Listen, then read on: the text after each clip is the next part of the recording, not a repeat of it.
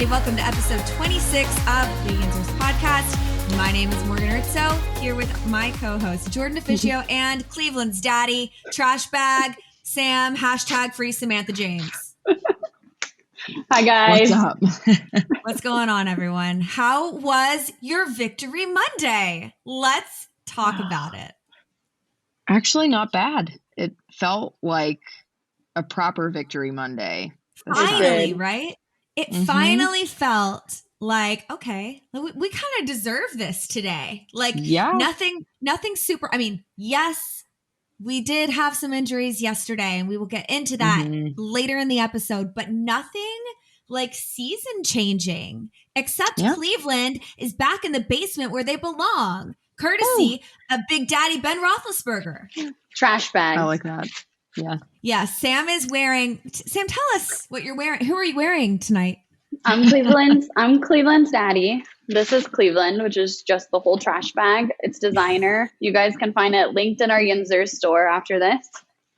It's hefty. I'm obsessed with you. Today, guys, saw the most hilarious thing. The Rich Eisen show. Cam Hayward called in to the Rich Eisen show today and said, do you guys remember this past week when we saw Ben Roethlisberger wearing those USC gloves? And everyone was like, is he trolling Mike Tomlin? Like, what is this? Cam Hayward called into Rich Eisen today and confirmed that Big Ben has been trolling Mike Tomlin every day at practice, wearing USC gloves, trying to get the USC fight song played during practice. I mean, I think that's hilarious. Love that. I died. I think that's so funny. I really wish we had footage of all that, because being at that celebrity softball game, you just know how funny some of these players are. So I cannot even imagine how funny it is in person. Right. Oh my God. Yeah. I just think I love to see our quarterback, everyone hammers this home like all the time. Our 39-year-old quarterback still having fun at practice at the expense of the head coach. I love when our guys have fun. Like that means things banter. are going good. Yes. Yeah. You know, we've had we had a couple of years of serious locker room issues. So it's like really nice to see everyone just get along. You just love it. Let's jump right into a game recap from Sunday. Big, huge game in Cleveland, especially considering the fact that going into this season, 99% of NFL analysts were saying Cleveland is a Super Bowl contender, likely winner of the AFC, and almost certified winner of the AFC North. So going into Cleveland and taking home a dub without a kicker, let that sink in. Taking away the entire ability to score up between the uprights without a kicker and winning. I mean, let's talk about it.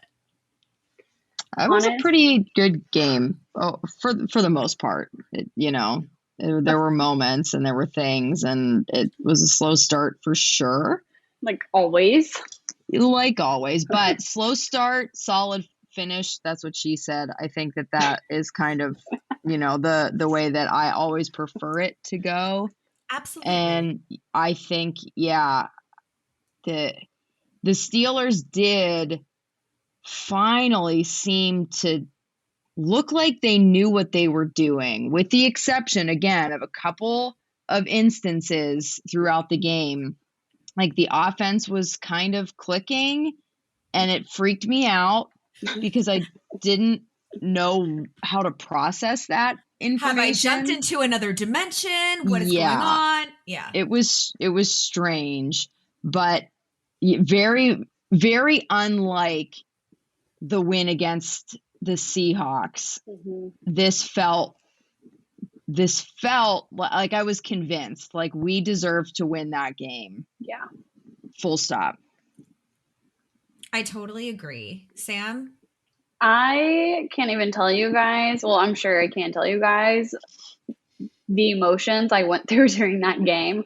I drove an hour to my parents' house to watch it. Like, I was on the floor at points of it, screaming.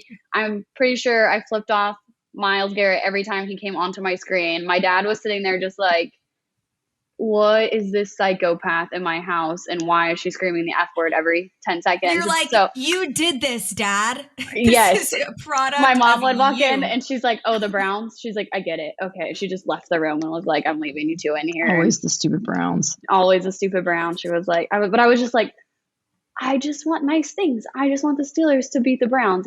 We could honestly lose every single other game. As long as we beat the Browns twice a year, I'd be happy. Because that's how much I hate that team. Terrible. Yeah. They're the worst. I mean, they're the worst. And it's grown. It used to be the Ravens. It used to be I couldn't stand the Ravens. But like, I don't know if it is my involvement in Steelers Twitter where Browns fans just love to infiltrate and just talk mad shit. But it's just grown to such a level. I don't know if it was the Myles Garrett hit on Mason Rudolph, like the Denzel Ward stuff, and everything that has gone down between these two teams in the past couple of years. But we talked about this last week. They're finally catching up a little, like slowly but surely, to be able to compete in the AFC North, which is nice. I mean, we want to play good teams because we want to beat good teams, so that's great. We saw a slow start from the defense. Cleveland marched on the field, 13 plays, 63 yards, 6 minutes and 51 seconds off the clock. That is the most staggering stat out of that entire stat line I just read. On their opening drive, I mean, it felt very debilitating until that final moment where the defense finally decided to do something and not let them get into the end zone. That felt like a victory in and of itself. The fact that they finally, when it mattered, kept them out of the end zone. That was honest to God, I could not believe that they kept them to a field goal after the way Cleveland just with ease took the ball down the field. Yeah. It was insane. You're so right. It was shocking. I did not expect it.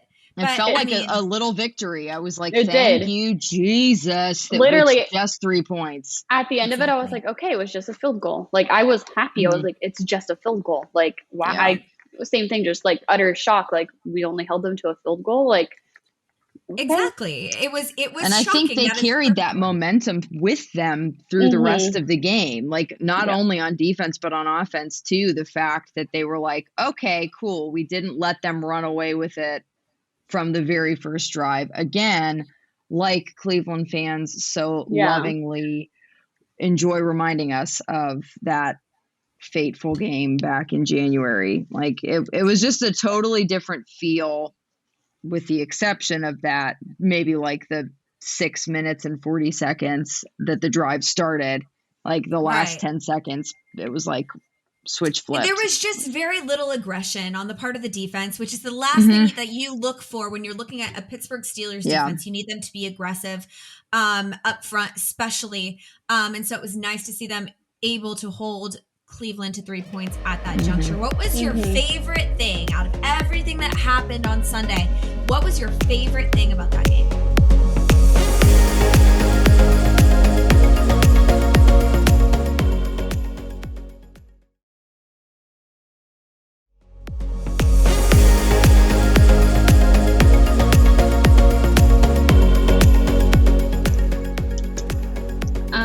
I would say that probably that Pat Freiermuth touchdown. Oh, I was going to say that one. Because that was a good moment. My dad was in there, like I said, and he was like, that wasn't a touchdown. His feet weren't in. I was like, Dad, be positive. His feet were in. His feet were in. He was like, I don't know. I don't think so. And so I was like, impressive. Like, got those toes in. Yeah, I think Pat's involvement in the red zone was super exciting to watch. And then even just the amount of the way that the Steelers controlled the game on the ground, I would say that was my second favorite thing to that touchdown. Like, they stuck with the run game, which was in part thanks to the offensive line, weirdly enough, but also Najee's ability to just ball out. Like, Najee Harris. Oh my gosh. I mean, it's amazing because you look at Cleveland and they are the most prolific run offense in the entire league.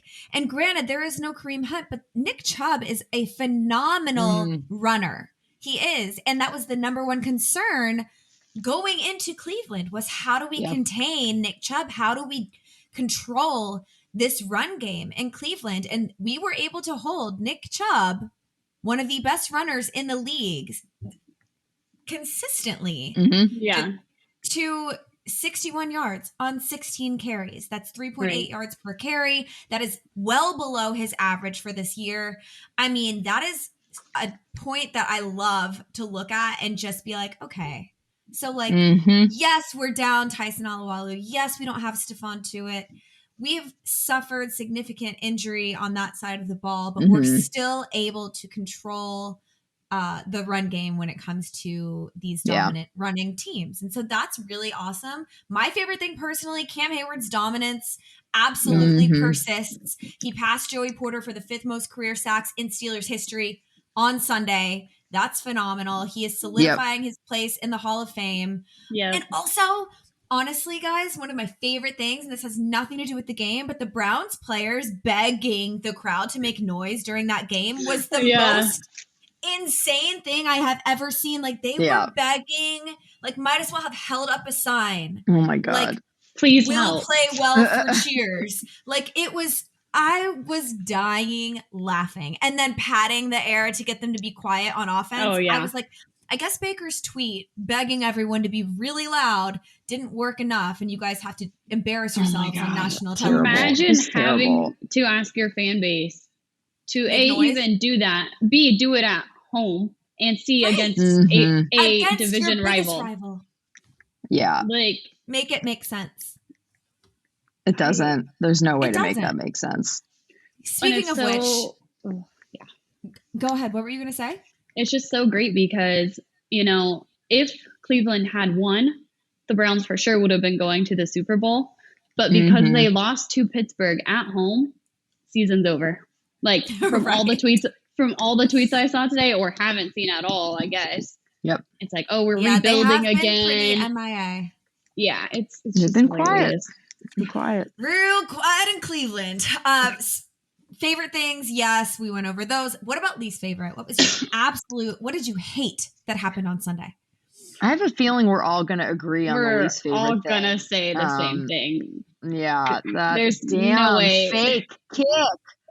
What the fuck was that? I wish. Are you kidding me? Out of all, okay, hold on one second. I'm going to get on my soapbox. Do it. Out of all of the moments for Mike Tomlin to get ballsy and go for it on 4th down, he's going to do a fake field goal with our one and only precious Pro Bowl caliber kicker.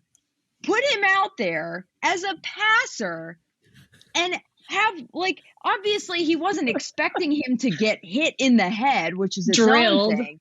But my God, why? If you're going to go for it, go for it. Like, don't do this cutesy little nonsense. And especially not when you're in the red zone. Like, what? The logic. Talk about make it make sense. There's no logic behind that. 4th and inches. Nah, we're just going to send the punt team out there and they can deal with it. 4th and 1. We don't trust anybody. We're just going to punt it. 4th and 4, whatever the hell it was. Why don't we let Boz take a shot at the end zone? I'm so dead, Jordan. Jordan, you are speaking my language. We are sitting here agreeing with everything you have to say. Sam, what do you take away from that? To just add on to it, because that was so horrific, it was made even worse by the officials, which I would just like to say, I don't know how the NFL, being the industry it is, I mean, this was the worst officiated game I have seen. And that's saying a lot because that bar's fucking low. Okay? Yes. The fucking player gets drilled in the head and you don't call anything. He's concussed and you don't call anything. He's a kicker. And then later, I mean, at least if you're going to make bad calls, if you're going to make no calls, at least be consistent because you're going to go roughing the passer on Baker on that soft ass hit later in the game. And then you're going to pick up a flag after someone lays on top of Ben Roethlisberger. Really? Lead in the face. Force. With force. Yeah. Dude, I mean, it could not have been more obvious that those officials, Ed Hockley's precious son, Sean, we should not be surprised, made terrible Browns favoring calls. And that is, it just goes to show how much more amazing yesterday's win actually is and how much more meaningful it is, because not only did the Pittsburgh Steelers go into Cleveland and beat the contending Browns, they beat the officials as well. So, and quite honestly, beat themselves a few times. We'll get into that. They did. Yeah.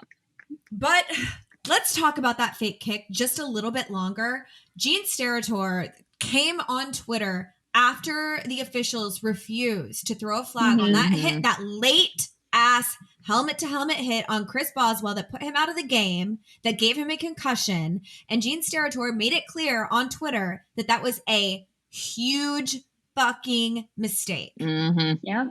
When is the league gonna start punishing the referees for missing calls and ultimately Blatant changing errors. the course of a game? Yeah. Because at this point, you cannot look at yesterday's game with all the calls, all the things that were called, and we'll talk about the offensive line stuff in a little bit, and say that the officials did not have a significant bearing on the outcome of that game.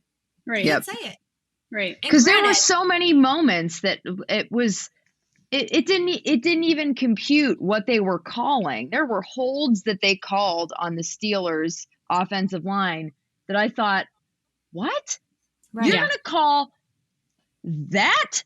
What? Right. And it's just it just further proves the disconnect of the league, that they would rather change the rules of the game, as in experimenting with challenging pass interference, as opposed to just punishing these people who are doing their jobs really poorly. Yeah. It's you're their employer. Oh my God, set the standard so that they can rise to it or fire them. Like it's not that difficult, and I don't know why they make it so difficult. It's really not. And if you choose to fine a player for wearing the wrong cleats, but you can't fine a referee or make him sit out a weekend with no pay because he screws up the entire course of a game and ultimately determines who wins it. What? That's a joke. If refs were fined for bad calls the same way that players are fined for speaking out about horrible fucking officiating, I guarantee there would be less horrible calls. Oh, 100%. Hold them accountable. But no, it's too hard. Roger Goodell wants to worry about bullshit that doesn't matter, like what someone's wearing. Yep. Or if someone smokes weed, and I won't even get into that, but like, come on. Yeah. The kick itself, I mean, we've already talked about this. The kick decision itself. The decision to not kick. Stupid. I couldn't disagree more with that call. Yeah, let's all drink in remembrance of the terrible decision. Sorry, Boswell. We are so sorry. I spoke to him today. He is in good spirits, so that's great news. But he did come out of the game with a concussion. We weren't able to kick for the entire game. Ultimately, if we had lost that game, I would have placed the blame solely on the shoulders of Mike Tomlin. You cannot convince me otherwise. You can't. Right. Because when you know the game's going to be that close, because you know you're going up against an insane defense, an insane offense, you take the points. You take the points. It's a rivalry. Take the points, period. Yep. I get it. You've been called out for not being ballsy this year. But like Jordan said, that's the decision you make. I can't. Sam, go ahead. That's when you do it. It's it's mind blowing. At one point after Boswell was hurt and we were trailing by less than a field goal, I was like, we should be up 3 points right now. We should be up 3 points, and we're not, because we can't even kick a field goal now. And so thank God we did win. And I mean, I don't know. I'm glad that we play Monday night this week, so that gives Boswell more time to hopefully recover. But who's to say that he doesn't even play on Monday? Like, you need a kicker. Right. And with concussion protocol, you never know, guys. Some guys stay in that protocol for 2 weeks. So even if he's feeling great, if he is not passing through protocol at the rate they expect him or want him to, then he's going to sit Monday. And then what do? We sign a kicker for a week? I don't know what happens in that scenario. Yeah, I saw that the reason they didn't have Presley Harvin kicking is because they were scared that he was going to hit Ben. He was going to kick Ben's fingers, because apparently Ben is the replacement holder. Oh my God, what a mess. Holder. But like, listen. Oh, Tomlin. Like, guys, it's just who made Ben the backup replacement holder? I feel like it's for scenarios where like maybe you're gonna fake anyway, so you have Ben be the holder, and then I don't know. But if we're gonna do that, like I don't love the guy, but like put Mason Rudolph in there as the holder, and then maybe think about faking it, like somebody that's on our team, like on the roster is playing. I am offended. All right, moving on.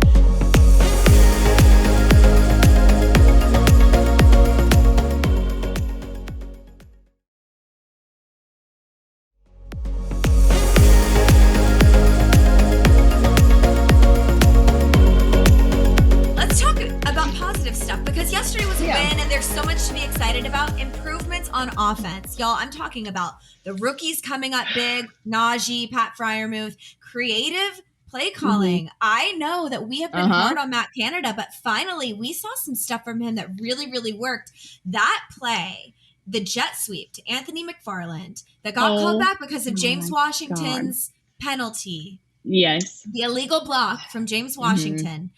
It would have been a touchdown anyway. He didn't need to make that block, but he threw the block. It is what it is. But that play was beautiful, and why we didn't run it again the entire game doesn't make sense to me. Does not compute. But that was, and I was so happy about that. We saw that. We saw passes up the middle. We saw that 53, the short middle pass to Deontay that went. I think it was a slant that went 53 yards. God, Claypool was more reliable. It was. Yeah. It was a good day for the offense. It was a good day for the offense. A part of me feels bad because we were so upset with them, which we had every right to be. But it's like there's so many rookie players on this team. Like I knew to expect it to take some time to click, but it's trending upward. Thank God. Yeah, it sure is. They're starting to finally figure things out. It seems like. It doesn't mean that it will stay that way, and I'm trying not to hold on to that too tightly because it could change on a dime. But it really is at least a little bit encouraging whenever you think about the way that our season was trending downward around this time last year. Like we peaked really early. Yes. I would argue in the first few games, and then somehow we found a way to stay undefeated way longer than we should have. Absolute stupid luck. But I think there was a lot to build on from this game, especially on the offense. Defense definitely needs to tighten up some of the screws, but I actually had fun watching the offense multiple different times yesterday, which again, I'd like to reiterate, that's a new feeling for me within the last few years. Like with this group of people, that's right. It's something that we have missed. We've missed it since the Killer Bees days. We really, really have. So, I mean, seeing us commit a little bit, not fully, because that's one thing that pissed me off yesterday is that once we saw the run working, we kind of abandoned it again, especially in the red zone. That's infuriating. But seeing us commit to the run to a certain extent was refreshing. Seeing Claypool be more reliable as a when he's in a catching, like when he's a catcher, when he is literally making contested catches. He made a few of those. He made a catch in a really tight window that Ben just threaded that needle. It was beautiful. So we saw a lot of improvements on the offense, which is, like Sam said, trending in the right direction. Sam, what was your favorite thing on offense yesterday? Besides Pat's catch, because you did already say I was going to just say, honestly, probably having Pat and honestly Zach Gentry out there for I think, what did they do, 108 snaps, 110 snaps, somewhere in that range. Like, we've been asking for that every week. Why are our tight ends not more involved? Why are they not more involved? So like finally seeing that, game changer. Like, they should have been, and sorry Eric Ebron, but you could stay on the bench. Eric Ebron could not like what he saw yesterday. I'll be honest with you. He shouldn't like what he saw. And maybe that'll light a fire under his ass, and maybe he'll, get on the jugs machine a little bit and kind of work that out. But it makes sense that we're seeing our tight ends out there more now that Juju is hurt. But I would love to see Canada really commit to that as well, because it worked. It worked against a really good defense. It worked. Gentry was amazing too. He made some great catches. Yeah. So, big fan. Let's move on to the offensive line and the penalties. We made several offensive penalties yesterday that absolutely destroyed momentum, killed drives. It's infuriating. I will come out first and say that penalty on Shooks for illegal formation is bullshit. Every single week, if you study how an offensive line will line up against a defensive line, you will see that alignment often. And it very, very, very rarely gets called. So the refs were looking for every single opportunity to call someone out on that offensive line. And that was upsetting. But we did see him commit other penalties. So what else is new? Yeah. What else is new? He's a penalty machine. Who else? Kevin Dotson got holding, I believe. Yeah. Dan Moore got bullied. Kendrick Green got called for he holding did. Twice. Yeah, I think honestly, it felt like every single guy on the line got called for holding at least once. It felt like that. I may be exaggerating now just because I've really blown the officiating situation out of proportion. But yeah, it was it felt like there were no innocent parties on the offensive line yesterday, that everybody did something stupid at one point. Everyone actively participated in flags. Yeah. Yep. Yes. Yeah. I want to hold football yesterday. Hey, you guys want to see a dumb penalty? Hold my beer. You go. Yeah. It's just infuriating because it happens at the most inopportune times. Like, we made some good plays. Yes, drive killing. Like, on that second drive, the offensive line and James Washington did their part to effectively screw us out of 7 points. And it is what it is. I will be the first to acknowledge that we definitely saw line execution improvements as the game went on. We saw them create some holes for Najee. That was amazing because, again, like Jordan said, it's so fun to get excited about stuff. And I mean, who really gets excited about an offensive line's ability to create holes? Steelers fans. Yeah. We do. Yep. So, because we've seen just how bad it can be. Right. I'm hoping any day now that Banner is put into that right tackle position and we're able to kind of move some guys around and figure out what works best. But let's give credit where it's due. There was some improvement yesterday, so that was great. I want to talk about next TJ Watt and Myles Garrett, because yesterday, right before the game, Mike Tomlin said this game will be won and determined by the linebackers. Was it? I don't know, because I feel like by TJ Watt's standards, he had a relatively moderate day.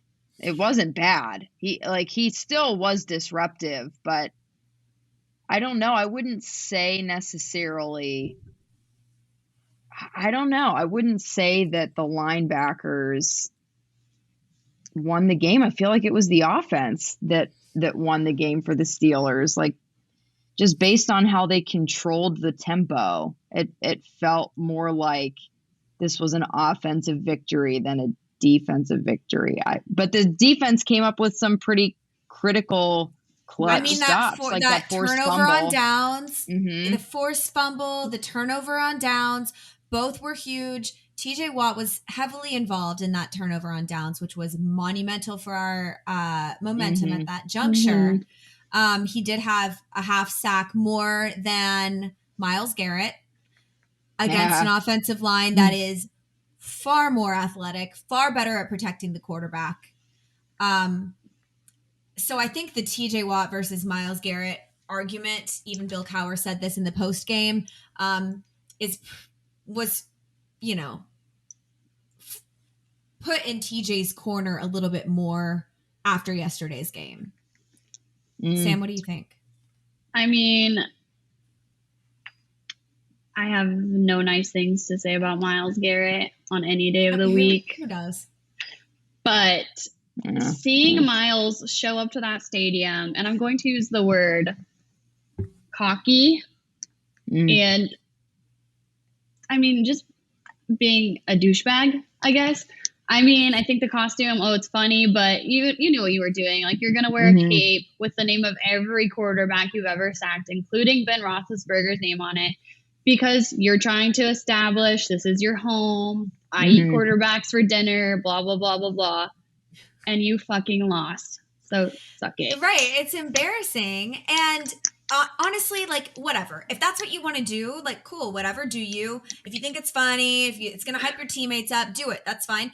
But he kind of killed the joke, right? Because he did the whole like tombstones in his front yard thing, and that went viral. And you should have stopped there. Stop there, dude. You kind of killed the joke. It's like, it's not that funny. And the fact that, I mean, yes, you did sack Ben. What are you going to do? Add him to your cape twice? I don't know. Right. Yeah. Hold the L.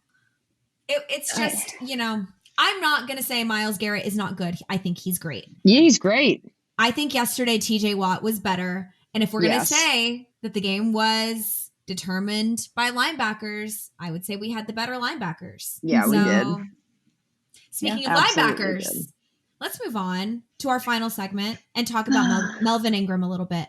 We've talked enough about Cleveland. We have these feel-good emotions, all out. It's been very cathartic. Let's talk about Melvin Ingram. He officially wants out of Pittsburgh, according to Aditi today and the past several days, to be honest with you. But she did confirm today that he wants out. Kevin Colbert is stuck between a rock and a hard place because trying to figure out a good trade partner for Melvin Ingram at this juncture might be a little bit difficult. I know that Denver, as of today, needs a linebacker because they sent Von Miller to the Rams. Right. But I don't think that we should trade Melvin Ingram in the position that we're in right now, trade him for anything but a player. I don't want to trade for a draft pick. Yeah. I don't. Right. I think that we're in this really solid position right now where things are really starting to click for this team. Let's go for it. Let's get an offensive lineman, a veteran, someone who can come in and disrupt what's happening and make something, make a difference on this team right now. If we're trading away a depth piece, which is what he agreed to come into. Yeah. Like, it doesn't make sense. That's the mind-blowing part. We had TJ Watt and Alex Highsmith. I don't know how you looked at that roster unless you just thought you were going to beat out Alex Highsmith, which you watched. Sam, that's what he said today. He said he thinks that he is better than Alex Highsmith. And he's not. Listen. He's not. Dude. I think he's good, but Alex Highsmith is a guy we invested draft capital in. If you understand anything about the business of football, that's how that works. Yeah. And he's not. Yeah. Alex Highsmith is a second-year player who is really starting to establish himself, made some amazing plays yesterday. He's had some struggles, but he hasn't been healthy this year. His ceiling is so high. If he can get to a point where he is effectively setting the edge, and I believe that he can, he is going to be lights out in this league for a long time. So why, Melvin Ingram, who agreed to come in as a depth piece, do you now think that you should be starting over someone that we drafted and told he would be the starter this year? And he has done nothing to play away the starting position. Yeah. It's unfortunate, and it's really disappointing because it added so much depth to that space on the field. But I'm absolutely in agreement. Like, you need somebody now. If we're gonna lose a player in the middle of the season, you best get something good in return. Like, dude, this is not an investment. Because you didn't get Melvin Ingram as an investment. You got him as somebody who could help the team now. And we need to get something back for for him. So I don't even want to see like, don't try to, I think people are like hoping that maybe we'll get a quarterback. No, we don't need a quarterback right now. Like let's get somebody for the line. Let's secondary help, maybe anything that they can bring back in for right now. That I don't know. But it's unfortunate, and it seems like everything that he said coming to the team just was like lip service because he knew it's what people wanted to hear. So he was like, yeah, I know what I'm getting myself into. It's fine. Blah, blah, blah. And all the while was like, now I'm going to be a starter because I'm just that good. Yeah. Okay. Well, whatever. I hope if that's what you want, I hope that you find success or something somewhere else. But yeah, if you don't want to be here, then okay, bye. I do not disagree. I think that if he wants out, we find a way to get him out. What does Mike Tomlin say? Volunteers. Not hostages? Mm-hmm. Exactly. That's right. All right, guys, let's wrap this thing up. It has been extremely real, as always, especially on this Victory Monday. We're all so excited that you were joining us. And be sure to follow us on Twitter at Yinzhers and Instagram at Yinzhers Official. And don't forget to subscribe so that we can keep it every week. We will see you next Tuesday for another episode of Yinzhers. Bye, guys. Bye, guys.